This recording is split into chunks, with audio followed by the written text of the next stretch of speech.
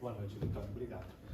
Aliás, na verdade, já não é boa noite, é boa tarde ainda, né? Porque mudou o horário, com aquele sol que faz lá fora, não dá nem para dizer boa noite. Não, boa tarde, gente. Em primeiro lugar, eu queria agradecer muito a oportunidade de estar aqui nessa casa, onde eu fui muito bem recebido hoje. Muito obrigado pela chance de estarmos aqui. Desejo a todos vocês que estão construindo essa nova embaixada do Cristo na Terra, que Ele possa vir até todos vocês, abençoá-los, fortificá-los no propósito que vocês abraçaram, que vocês possam estar sendo muito inspirados, intuídos, conduzidos para que possam cumprir as suas missões. Eu escutei uma vez de um palestrante que disse que cada casa espírita é uma embaixada da espiritualidade na Terra. Qual é o papel das embaixadas? É acolher aqueles seres que são estrangeiros em terras alheias. Nós somos estrangeiros na Terra, porque a nossa verdadeira vida é a vida espiritual. E a gente vem para essa terra onde nós somos estrangeiros. Essas casas são as embaixadas que acolhem os filhos da pátria espiritual em seus momentos de necessidade, em seus momentos de dor, em seus momentos de angústia e até nos momentos em que nós estamos procurando crescer e aprender um pouco mais. Então eu desejo que essa embaixada possa crescer e prosperar e que muitas outras possam vir. Parabéns para o trabalho de vocês. Muito obrigado. Nós vamos falar hoje um pouquinho a respeito, falando de estrangeiros em terras estrangeiras, né, de visitantes, imigrantes, essas coisas. Nós vamos falar um pouquinho a respeito de provas e consolações. Talvez nós, imigrantes, pela experiência que a gente passa nas nossas vidas aqui, talvez a gente possa entender um pouco mais de provas do que as pessoas normais que vivem nos seus países de origem, né?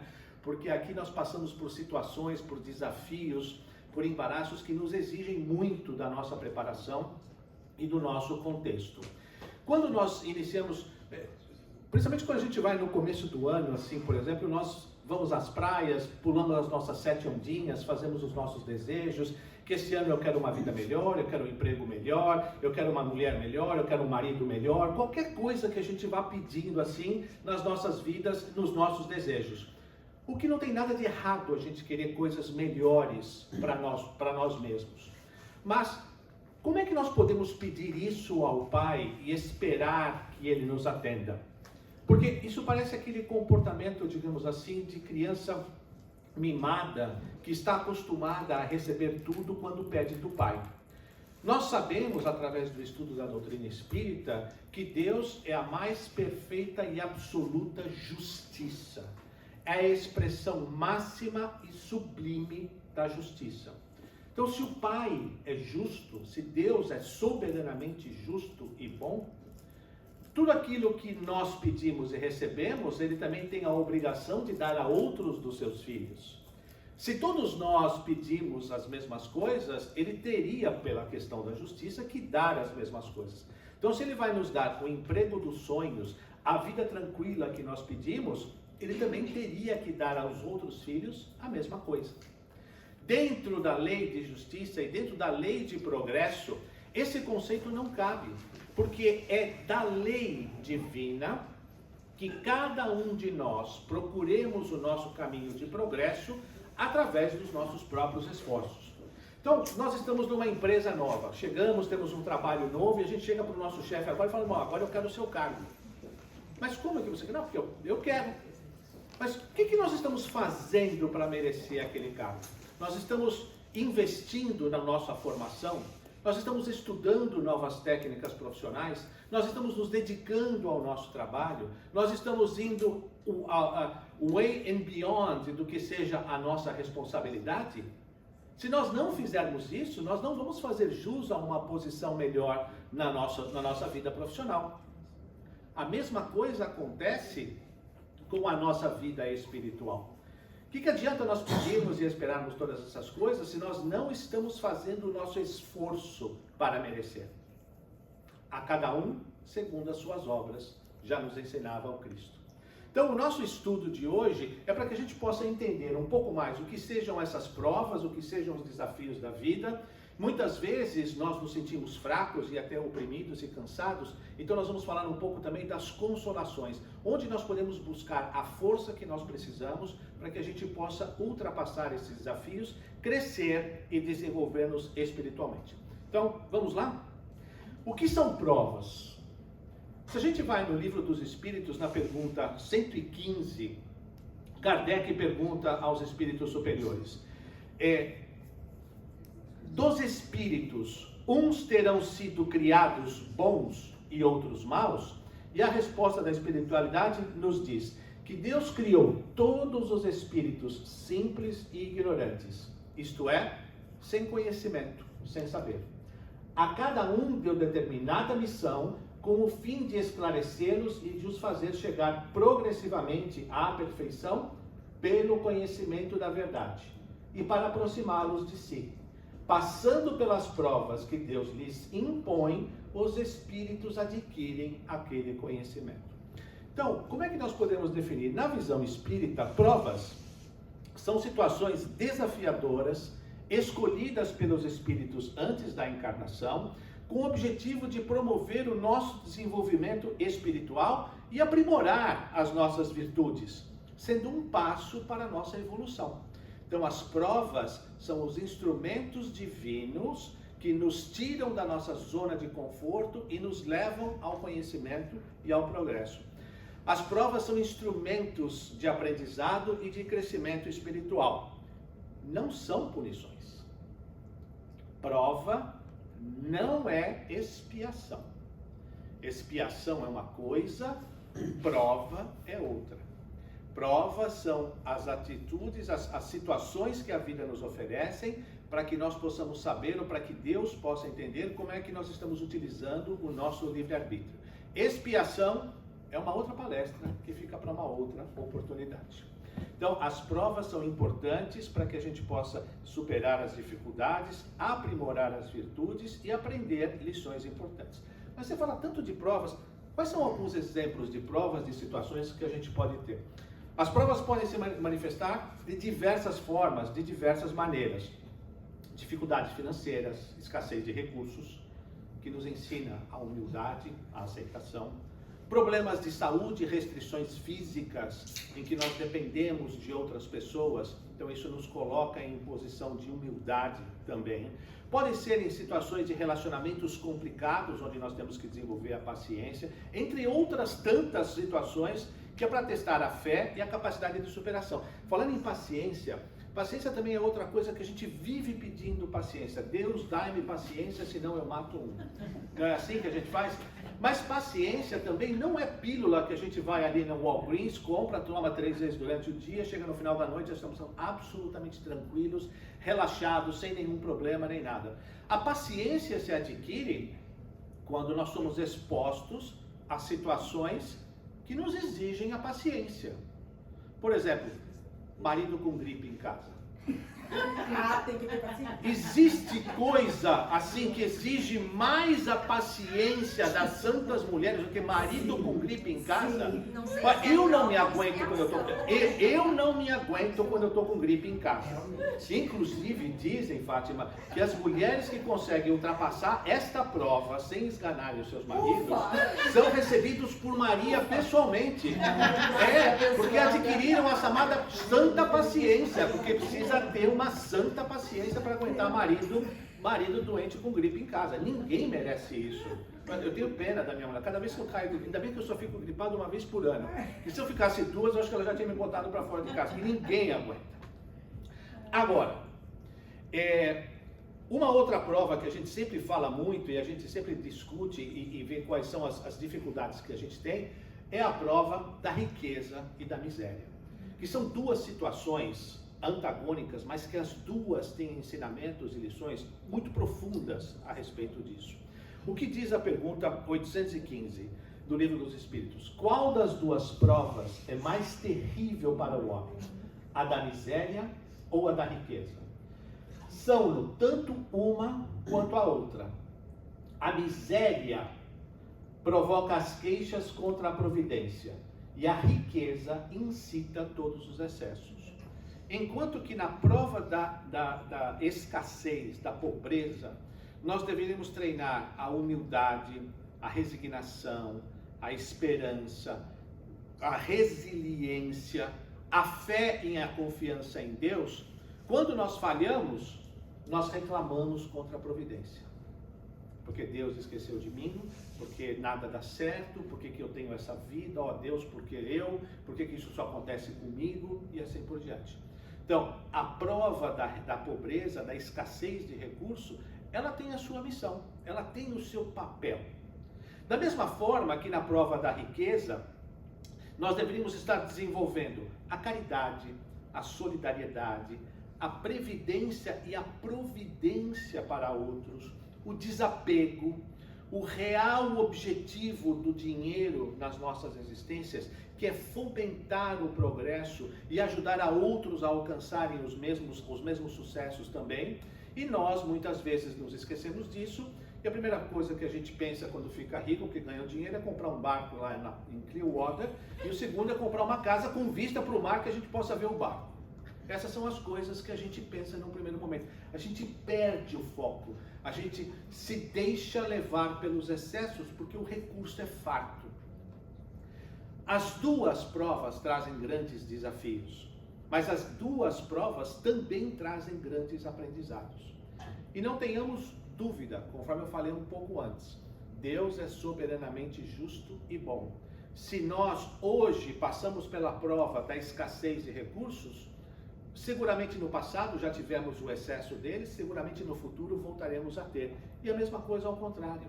Se hoje temos o excesso, futuramente nós seremos escassos disso para que possamos desenvolver as outras virtudes. Por quê? De novo, as provas existem para que nós possamos desenvolver as nossas virtudes.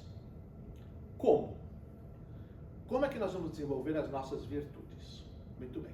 Aí eu queria voltar no primeiro slide, que eu fiz uns destaques e passei por cima meio que de propósito, onde nesse primeiro slide nos faz chegar progressivamente à perfeição pelo conhecimento da verdade. Passando pelas provas que Deus lhes impõe, os espíritos adquirem aquele conhecimento da verdade. O que é a verdade? Eu sou o caminho, a verdade e a vida. Qual é a maior lei que Deus e o Cristo nos ensinaram? A lei de amor. E o que é a caridade, senão o amor em movimento? E como nós podemos definir caridade tal qual a entendia Jesus? Pergunta 886 do Livro dos Espíritos. Indulgência, benevolência, perdão das ofensas. O que nos diz Kardec? Que fora da caridade não há salvação. Espíritas, amai-vos. Este é o primeiro ensinamento. Instruí-vos, eis o segundo. No cristianismo encontram-se todas as verdades. E o que o cristianismo primitivo se embasava? No amor do Cristo. Conhecereis a verdade, e essa verdade é o amor pela qual o Cristo vivia e agia em todas as circunstâncias. Então, quando nós somos expostos a uma prova de um marido com gripe em casa, que eu sei que é terrível, ao invés de você dizer, traste, levanta dessa cama que eu não aguento mais, amor, colabora com você, tenha força, levante, tome seu chá.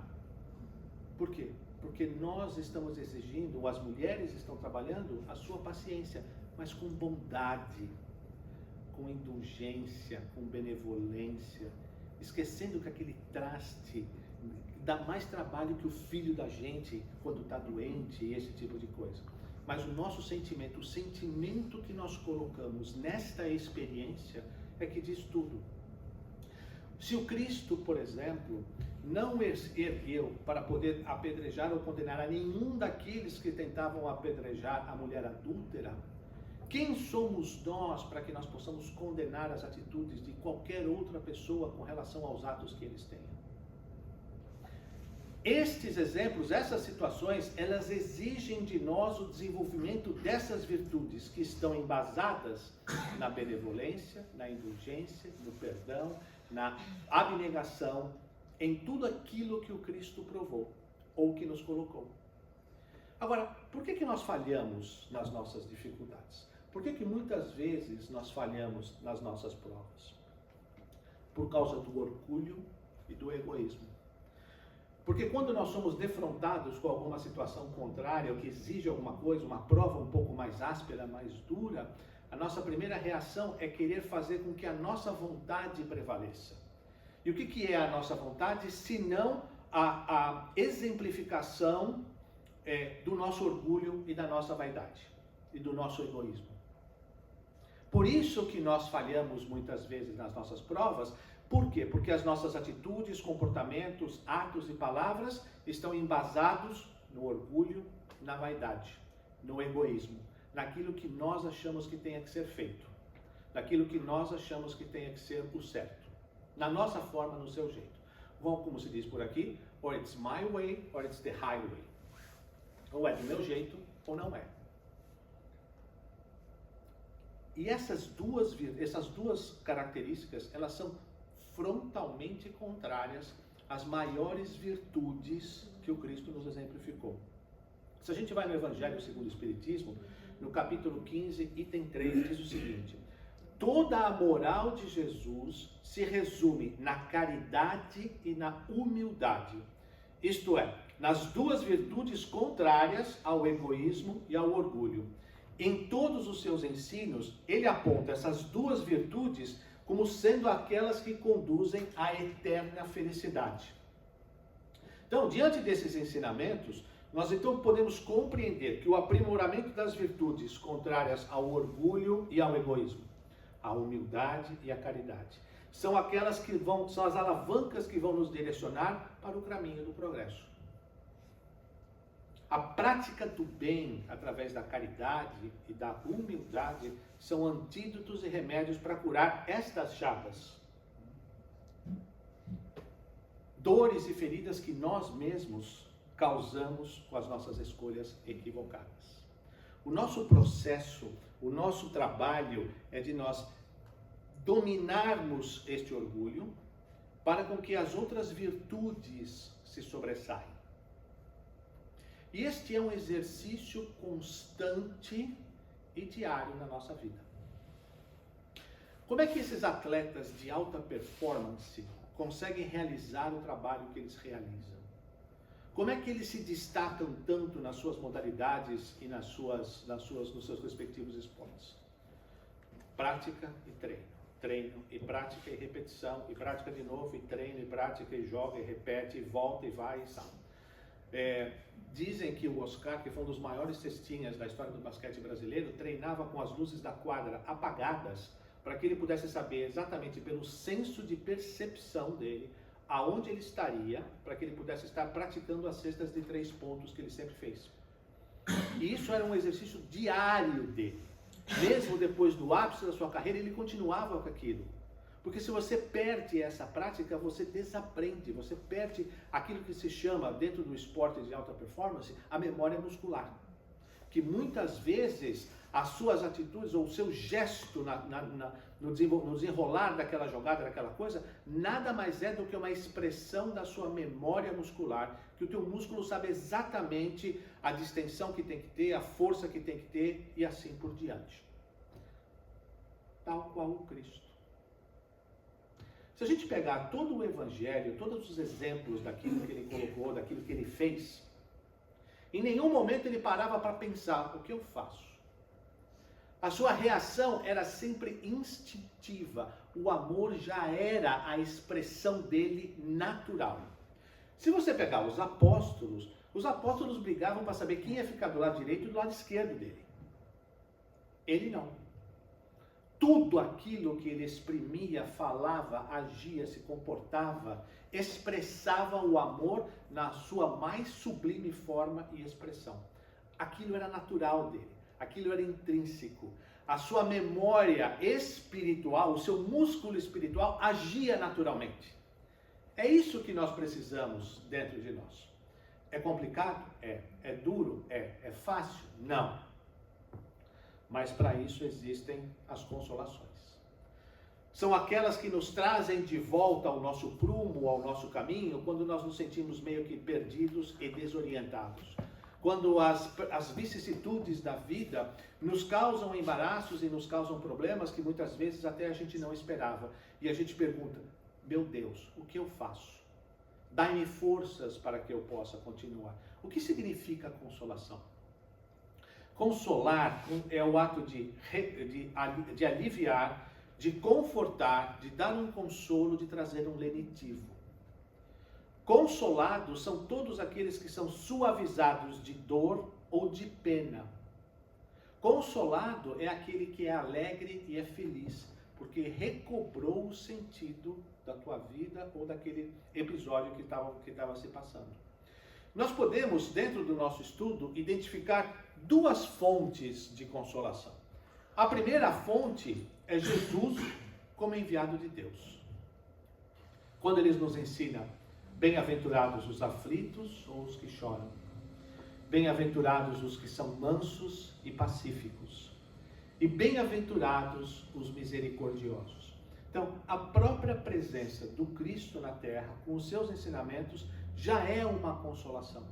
Quando nós sabemos olhar as suas mensagens e aplicar elas à nossa vida e à nossa jornada. Isso exige um estudo, exige uma dedicação. Uma outra fonte de consolação é o próprio Espiritismo, como o Consolador prometido. Se a gente vai no Evangelho segundo o Espiritismo, no capítulo 6, existe é um dos capítulos mais curtos desse Evangelho. A gente vai ver aqui logo no começo quando ele diz... Vocês precisam de microfone? Ou a transmissão precisa de microfone? Dá para escutar, Alexandre. Mas a transmissão, se não tiver, vai dar problema. Isso é que dá ser filho de italiano, que às vezes a mão vai assim, tem gente que tem dificuldade com essas coisas, né? Se me amais, observai os meus mandamentos, e eu rogarei ao meu Pai. Já deu, obrigado, Fátima. E eu rogarei a meu Pai, e ele vos enviará um outro Consolador, para que fique eternamente convosco. O Espírito de verdade, que o mundo não pode receber, porque não vê e não o conhece. Então, Cristo já dizia, se me amais, observai os meus mandamentos, e eu rogarei ao meu Pai, que vos enviará um outro Consolador. Isso está no Evangelho de João. No Evangelho segundo o Espiritismo, Instruções dos Espíritos, primeira frase. Como em tempos passados, entre os extraviados filhos de Israel, venho trazer a verdade e dissipar as trevas. Escutai-me. O Espiritismo, como a minha palavra em tempos passados, deve lembrar aos incrédulos que acima deles reina a verdade imutável. O Deus bom, o Deus grandioso que faz a planta germinar e as ondas se levantarem. Então, o Cristo veio trazer, e o Espiritismo é esse Consolador prometido que o Cristo nos prometeu antes da Santa Ceia. Por quê? O Espiritismo consola no momento em que esclarece e explica a finalidade da reencarnação, a sabedoria divina nas provas que nos oferece, na multiplicidade das nossas existências, na comunicabilidade com o mundo espiritual. Então, o Espiritismo nos consola e pode ser utilizado como uma fonte de força e de recobrar o nosso equilíbrio, porque nós entendemos o que se passa conosco. Quando nós entendemos as razões pelas quais nós fazemos alguma coisa, nós as fazemos com muito mais dedicação, com muito mais afinco, porque nós sabemos a razão. Então, por que eu devo perdoar nesta vida, nessa existência? Porque nós estamos num caminho de progresso, porque numa próxima encarnação, se eu não adquirir a virtude nesse momento, eu vou ter que voltar e repassar e reviver aquela experiência no futuro, talvez em circunstâncias mais dolorosas. Então eu prefiro fazer essa atividade agora, porque eu sei o que vai me acontecer no futuro. Se você pensar que você só tem uma vida, fica muito mais difícil você perdoar. Fica muito mais difícil você adquirir essas virtudes que o Cristo nos ensina. Mas quando você pensa na magnanimidade dos ensinamentos da doutrina espírita, fica muito mais fácil.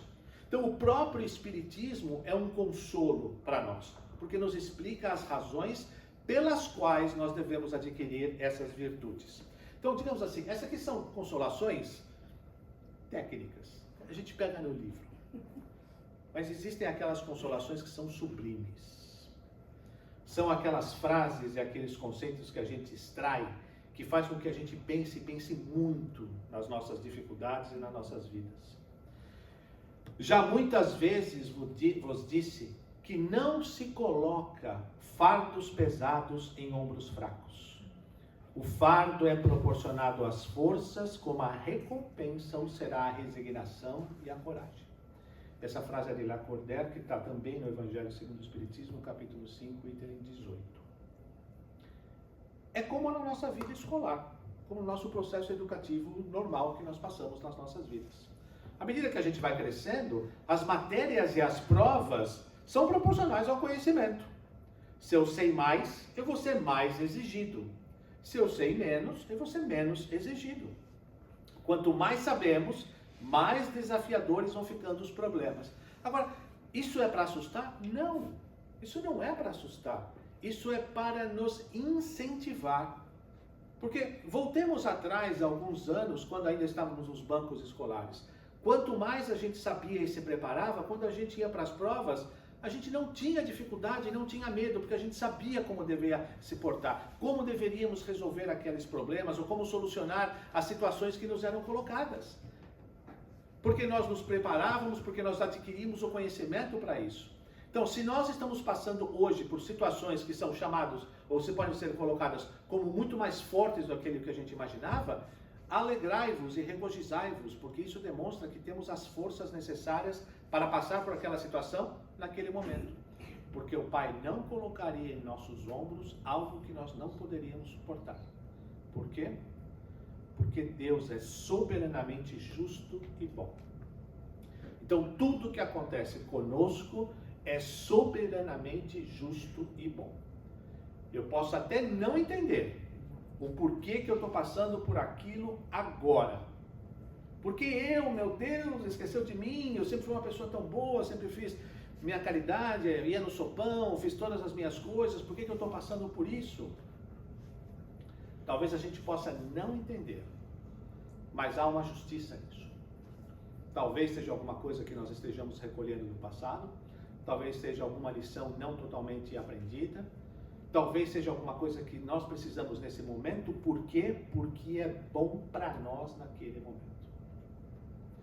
Se Deus é soberanamente justo e bom, tudo aquilo que acontece conosco é soberanamente justo e bom. Não há erros nos planos de Deus. Não há erros nos planos de Deus. Ah, não, mas a cegonha estava descalibrado o Wi-Fi dela, perdeu o GPS e me deixou na casa errada. Deixou não, filho. Deixou não. Deixou exatamente aonde você precisava. E estamos com as pessoas certas, graças a Deus. Estamos com as pessoas certas, no momento certo, nas situações que necessitamos para a nossa evolução. Porque Deus é soberanamente justo e bom. Um outro ponto de consolação é esse capítulo 6, o Cristo Consolador inteiro do Evangelho. É o capítulo mais curto, nessa minha edição são 6 páginas. As 2 primeiras passagens são passagens do Evangelho que Kardec faz uma pequena descrição e avaliação dessas passagens. Depois nós temos 6 comunicações da instrução dos Espíritos, que todas essas comunicações são assinadas pelo Espírito de verdade. Por isso que elas são tão consoladoras. Eu vou ler só algumas frases do que constam nessa passagem. Venho dizer-lhes que elevem a sua resignação ao nível das provas, que chorem, mas que esperem, pois os anjos consoladores também virão enxugar suas lágrimas. Trabalhadores, arai o vosso campo, recomeçai no dia seguinte a rude jornada da véspera. Quando a hora do repouso soar, sentireis surgir e germinar em vós a minha preciosa semente. nada se perde no reino do nosso Pai, e vossos esforços, vossas misérias, formam o tesouro que deve vos tornar ricos nas esferas superiores. Em verdade vos digo que aqueles que carregam seus fardos e que assistem os seus irmãos são meus bem-amados. Aprendei que, com a preciosa doutrina que acaba com o erro das revoltas e que vos demonstra o objetivo sublime da prova humana. Bebei na fonte viva do amor e preparai-vos, cativos da vida, para se tornar perfectíveis. Eu sou o grande médico das almas e venho trazer o remédio que deve curar-vos. Os fracos, os sofredores e os enfermos são meus filhos prediletos, e venho salvá-los. Pois vinde a mim todos vós que sofreis e estáis sobrecarregados, e sereis consolados e aliviados. Deus faz um supremo apelo aos vossos corações por meio do Espiritismo, que no futuro pratiqueis a lei divina, humildes e submissos ao Criador. O devotamento e a abnegação são uma prece contínua e encerram um ensinamento profundo. A sabedoria humana reside nessas duas palavras.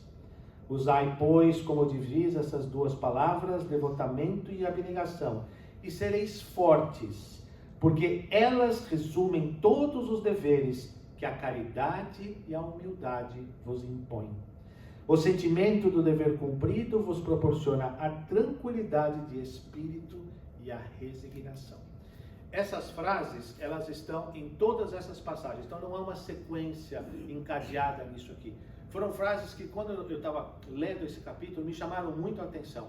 E elas trazem um consolo. Quando a gente lê isso aqui, independente da situação que nós estamos, isso nós aprendemos com isso. Isso nos traz a tranquilidade, a serenidade, nos traz o equilíbrio que nós precisamos para que nós possamos viver sempre em busca da consolação sublime maior, que é: conhecereis a verdade e a verdade vos libertará.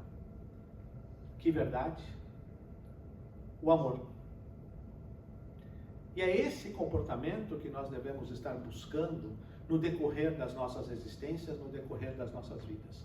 Sublimar essas virtudes da humildade e da caridade através do devotamento e da abnegação, para que nós possamos suplantar o egoísmo e o orgulho, que são as chagas dos nossos próprios males. Porque quando a gente fala que são as chagas da humanidade, a gente transfere a responsabilidade para a humanidade. Não, essas são as nossas chagas. Esses são os nossos problemas, são os nossos perrengues. Então, quando nós utilizamos das virtudes da humildade e da caridade, do devotamento e da abnegação, nós estamos trabalhando a lei de amor dentro de nós.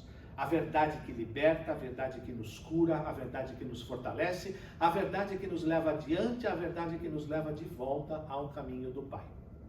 E que Ele, na noite de hoje, possa vir até todos nós, nos abençoar e nos fortalecer, para que possamos, filhos resignados que somos do Pai, seguirmos adiante no caminho da evolução, porque é da lei do progresso que um dia nós voltaremos a Ele através do Cristo. Porque ninguém vai ao Pai a não ser por mim. Boa noite, muito obrigado.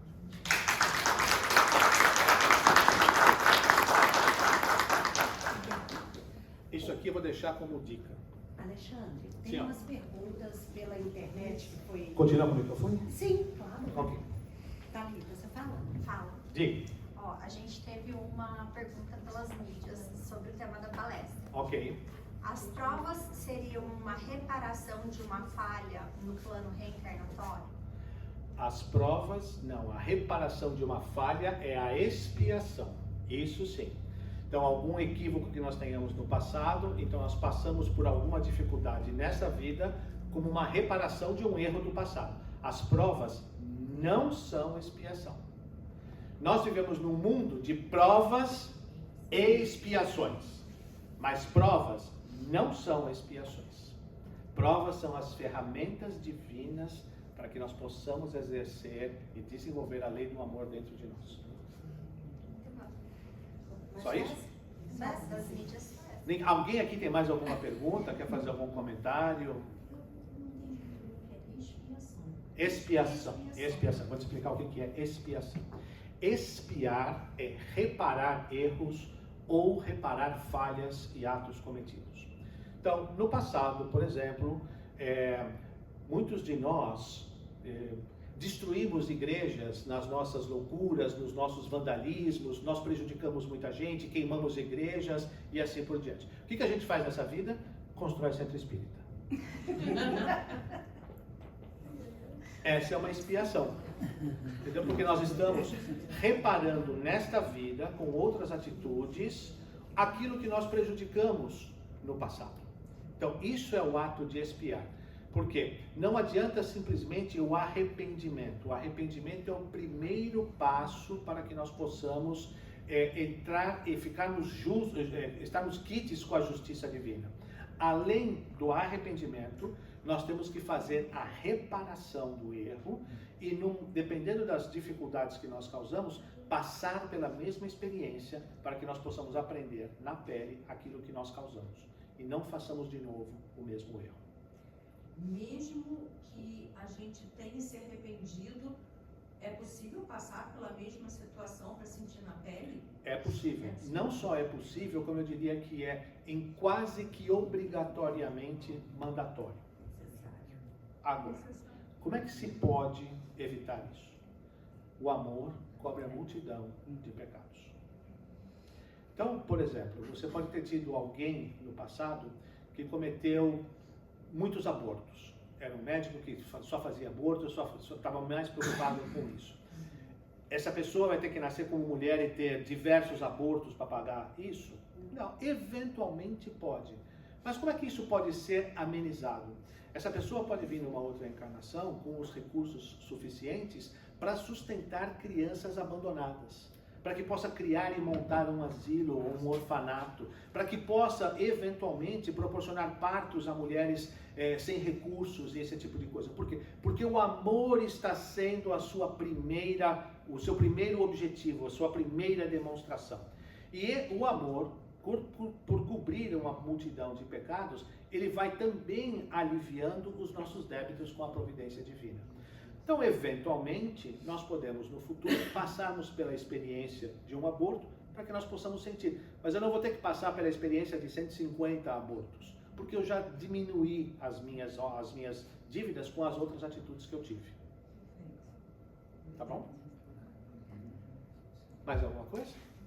Pois não, fica à vontade. Não sei se eu vou saber fazer a pergunta, porque é meio complexa. Né? Não tem problema. Eu não sei se eu vou saber. Se é complexo, eu não sei se eu vou saber responder. Esse que é o problema. Mas, por exemplo, como que eu vou saber se é uma expiação dentro daquilo que, vamos supor, na minha vida eu vivo hoje? Como saber? Aí eu teria que pensar assim, poxa, hoje eu vivo assim, então isso deve ser uma expiação, alguma coisa, ou pode ser uma prova? Para que saber?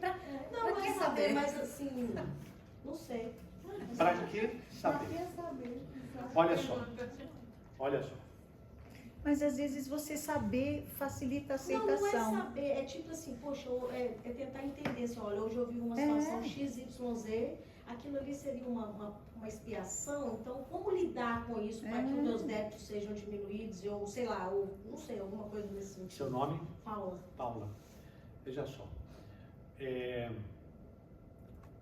Há 10 anos atrás, você pensava e tinha os valores que você tinha hoje, ou hoje os seus valores são melhores? São melhores. São melhores. Uhum. Há 30 anos atrás, os seus valores eram os mesmos, ou hoje os seus valores são melhores?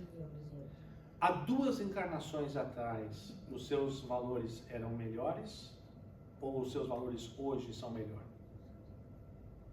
Ixi, agora pegou. O progresso é da lei do progresso, ok? Então, por que eu estou te perguntando isso? Se eu, por exemplo, eu tenho vergonha de coisas que eu pensava e fazia 20, 30 anos atrás. Eu não quero nem imaginar o que eu fazia 2 encarnações atrás. Não quero. Não sei se eu tenho preparo para isso. Porque, inclusive, se eu não estou... Numa das obras de André Luiz, eu não vou saber citar o título delas agora. numa passagem, um casal que tinha desencarnado, etc, que eles porque queriam fazer um processo de regressão de memória para que pudessem entender a vida que tinham tido na última existência, etc. E os mentores desaconselharam isso veementemente. Mas eles insistiram. Então os mentores fizeram um processo de regressão de memória parcial até 2 encarnações atrás. Eles saíram desse tratamento e foram entrar num outro tratamento para que eles pudessem se reequilibrar. Porque aquilo que eles viram, tiraram tanto eles do equilíbrio, que eles estavam perdendo a sua permanência na espiritualidade de novo. O que eu quero dizer com tudo isso? Nós vamos rever e nós vamos enfrentar essas situações quando nós estivermos preparados para isso. Nós não queremos conhecer o nosso passado. Não nos traz nenhum benefício para isso. O único benefício de nós relembrarmos o nosso passado é nos estudos científicos para a comprovação da reencarnação. É a única grande vantagem que nós temos. Qualquer outra coisa, nós não estamos preparados. Imagina todos nós aqui hoje, dedicados a um trabalho na construção da causa do bem, sendo embaixadores do Cristo, sendo obreiros na construção da obra de Deus nessa terra, e lembrarmos que há 2 encarnações atrás, a gente estava queimando os nossos amigos negros aqui no Alabama. Eu me sentiria profundamente deprimido se eu tivesse esse conhecimento e essa causa. Talvez não tivesse a força para fazer o que nós estaremos fazendo aqui hoje. Então, conhecer aquilo que nós fizemos e saber se hoje é prova e expiação, não vai nos levar a nada. Vai nos levar a um grande desequilíbrio e uma grande dificuldade que nós enfrentamos. Agora, como é que nós podemos nos comportar? Não tem segredo. Em qualquer situação, humildade, caridade, devotamento, abnegação. Em tudo aquilo que nós formos fazer, se nós utilizarmos esses conselhos, esses conceitos, nós vamos nos dar bem. Você imagina? Eu acho que vem a palavra perdão também, né? Me veio à cabeça. Porque às vezes a gente tem dificuldade de se perdoar por coisas bem menores que a gente faz no dia a dia. E se a gente sabe as atrocidades que a gente possa ter feito no passado, ia ser muito mais difícil muito mais complicado. Nós se perdoar, né? Não tem necessidade. De novo, gente, sabe, eu falei de mim, basta olhar nas nossas vidas aqui, aquilo que a gente fazia 20, 30 anos atrás. As coisas que a gente fazia, as pessoas com quem a gente andava, os valores que nós tínhamos, aquilo que nós assistimos na televisão. Gente, não dá mais. Eu tenho vergonha. Ainda bem que naquela época não tinha internet, não tinha mídia social. Eu tenho que explicar para os meus filhos, explicar para os meus netos, ia ser bem complicado, né? Bem complicado. Mas essa é a realidade. De qualquer maneira, quando nós estamos muito preocupados com o passado, nós não estamos olhando para o futuro. Nós temos que estar olhando para o nosso presente, com as situações que nós temos, que essas são aquelas que nós vão nos levar ao progresso e ao crescimento espiritual. Aquilo que nós fomos, quem nós fizemos, não vai nos levar a nada. Por quê? Porque, como se diz também, né? Eye on the prize. Olho no prêmio. Qual é o prêmio? A perfeição. Eu ficar olhando para trás para me remoer daquilo que eu fiz, o que vai me ajudar a levar adiante? Porque eu sei qual é o comportamento que eu tenho que ter agora. That's it. Acredito que o problema também é que a gente não tem a maturidade para olhar para trás. Esse é o principal ponto. Porque se a gente tivesse uma maturidade espiritual, para a gente olhar para trás e ver a gente queimando um outro ser humano, e a gente conseguir extrair disso o que é de positivo, vai valer a pena. Mas como a gente não tem maturidade nenhuma, a gente não pode. Não dá. Essa sua colocação foi absolutamente perfeita. A maturidade espiritual, nós não temos essa maturidade espiritual ainda. Nós somos ainda espíritos muito inferiores na classe evolutiva. Estamos num mundo de provas e expiações. Estamos tentando nos preparar para que possamos fazer jus a estarmos num mundo de regeneração. Eu associo muito quando você vai educar uma criança. Que hoje em dia os educadores falam como fazer, mas faz dessa forma, porque sim, porque eu tô falando. Mas porque sim, não vou te explicar tudo, só faz porque sim. A gente não tem maturidade para entender ainda, infelizmente não, e a gente está construindo. Agora, uma coisa bem interessante que você comentou, que é fácil você provar por que hoje você é melhor do que há 2 encarnações atrás. Pelo simples fato de você estar provando ou expiando, isso já demonstra que você é melhor do que 2 encarnações atrás. Porque se você não fosse melhor, você não estaria expiando. Porque você não teria aprendido nada e você não teria reconhecido que aquilo era um erro. Então, para que você reconheça, para que você sofra, você precisa dar um passo para frente, para que você olhe para trás e falar, aquilo era errado. E aí sim eu vou sofrer. Então, a única forma de você... Ou seja, essa é a prova cabal que existe de que a gente sempre vai evoluir, porque se a gente não evoluir, a gente não vai sofrer.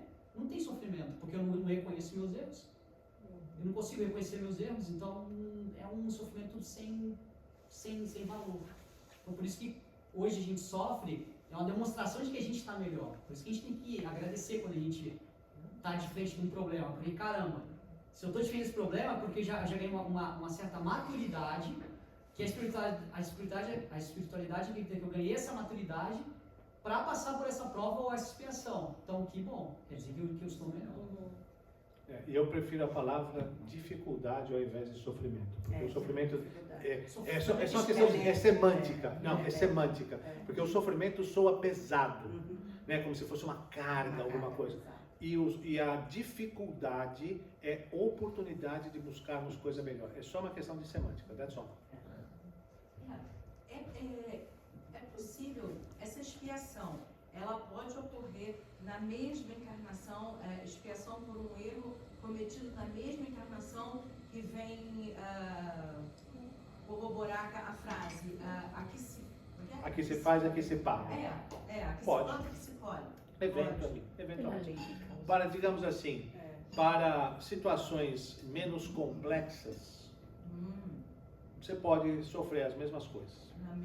Na mesma situação, etc. Então, por exemplo,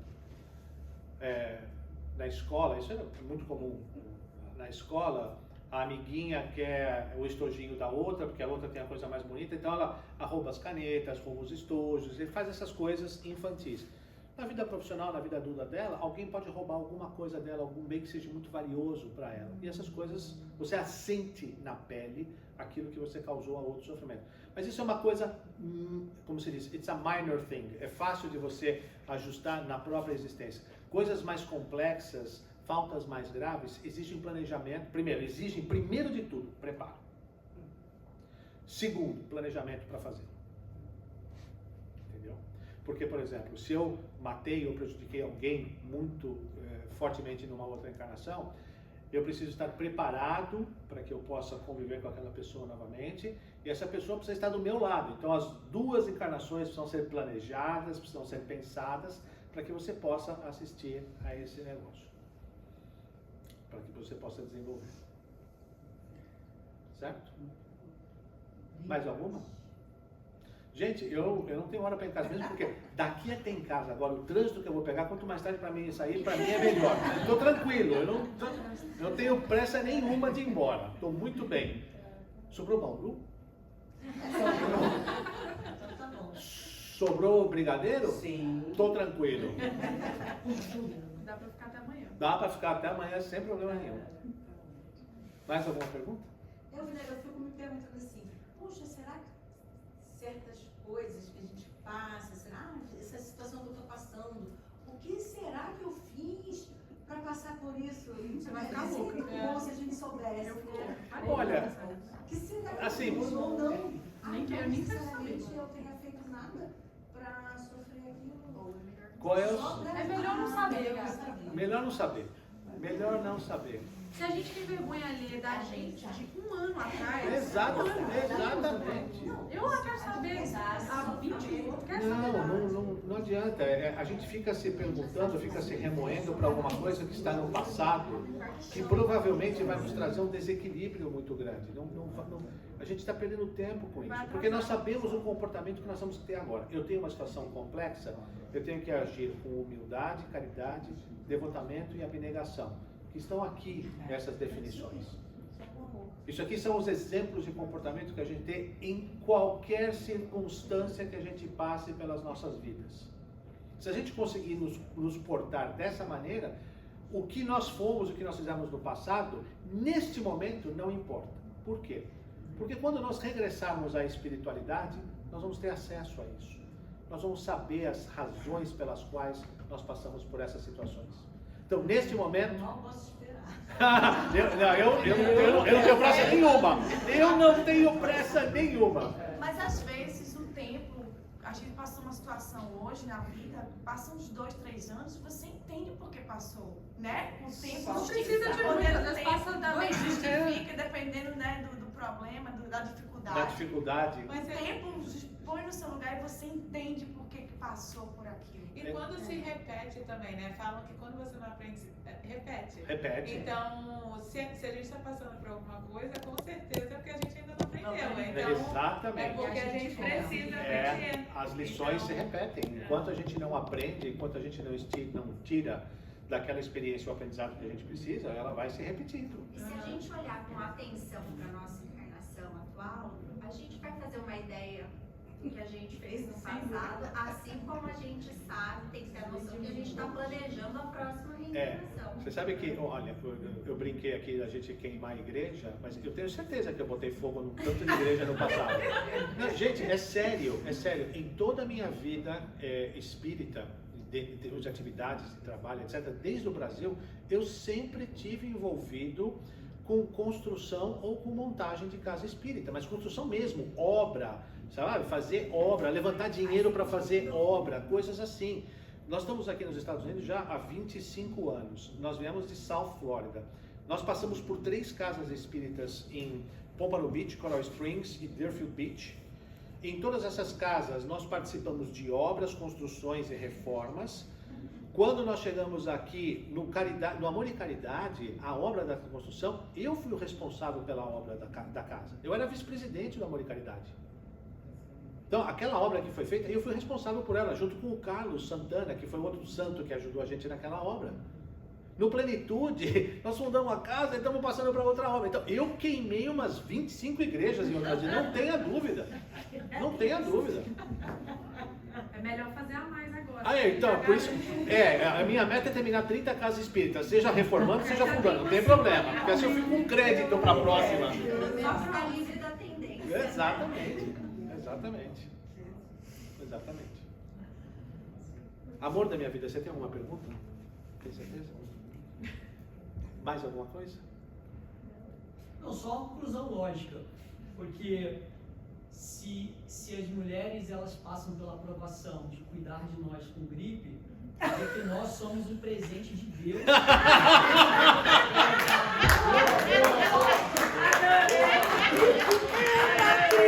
Prêmio pra ele hoje, rapaz, salvou. Acho que nós podemos já ensinar. Além de tudo, a gente também tem que passar por A isso. gente é expiação e vocês são a prova. Que coisa! Muito bom. Muito bom. Gente, olha, muito obrigado. Foi um prazer muito grande. Eu vou ser bem franco. Eu nunca tinha participado de um trabalho, de um estudo, né, ou de apresentação de uma palestra que a gente tivesse esse envolvimento de perguntas e respostas depois. Eu adorei. E você sabe que muitas vezes a gente extrai mais conhecimento de perguntas e respostas do que de uma palestra. Então, para mim foi um prazer muito grande. Sempre que for possível, necessário, eu estou à disposição. Sempre que a casa quiser ou precisar, para qualquer outro tipo de estudo também, qualquer outro tipo de trabalho, nós estamos à disposição. Muito obrigado, Thalita. Obrigado, Fábio. Obrigado.